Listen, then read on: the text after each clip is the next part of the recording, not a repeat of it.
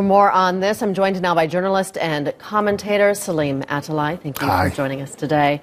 Is the defeat of the remaining Daesh cells in Syria a mere formality, or is there a possibility that this last phase could get more complicated? Oh, just the existence of that so-called pocket of Daesh for the last year or so was it was a show. That was a theater, a show. Offense to the theater industry, but unfortunately that was a bad show.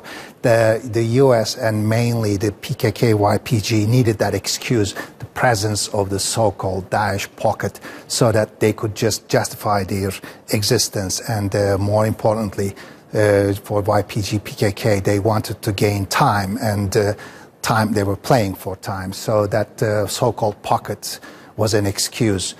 They kept it there for their own purposes. This period, if just how many months has it been since Raqqa, this show had been slowed down and this theater had been on very slow mode.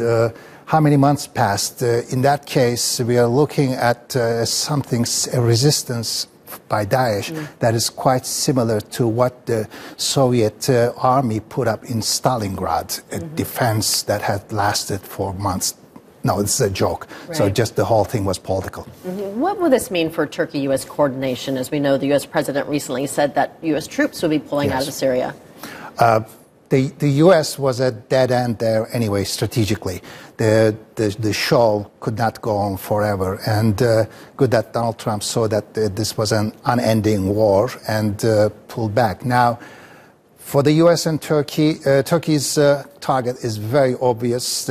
Turkey will not tolerate a terror corridor in northern Syria, which it was the aim of PKK-YPG. That's why they were putting that show, the existence of Daesh, so that justifying the presence of the international coalition and the justification of the U.S. presence.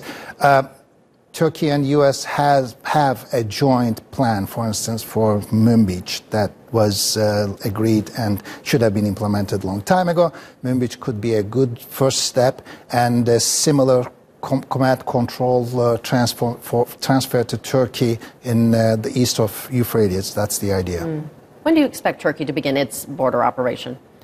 More than an operation, I think what is desired is to have a proper handover of authority from the U.S. to the Turkish side, or the Turkey-supported militia.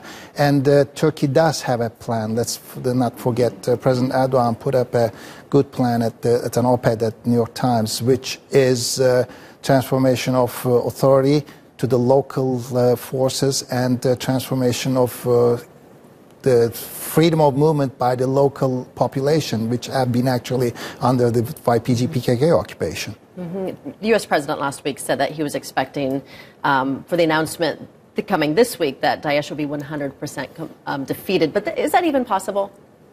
Okay, the denial of territory to a terror group is a very understandable strategy against war on terror. There's no dispute to that. But this last pocket thing had lasted for too long, and it just shouldn't have stayed there forever. Denying territory is one way, but eradicating a terror group which could just regroup at any place, any time, with a few weapons and explosives, it's not possible. Just they will continue. You'll always find infringed elements that would just carry on. And even President Trump said that. He reminded that restaurant explosion in Münbic was conducted was one single terrorist. So, and he said we cannot keep a whole army for that, and which is right. All right, Selim Atalay, thank you for joining us today.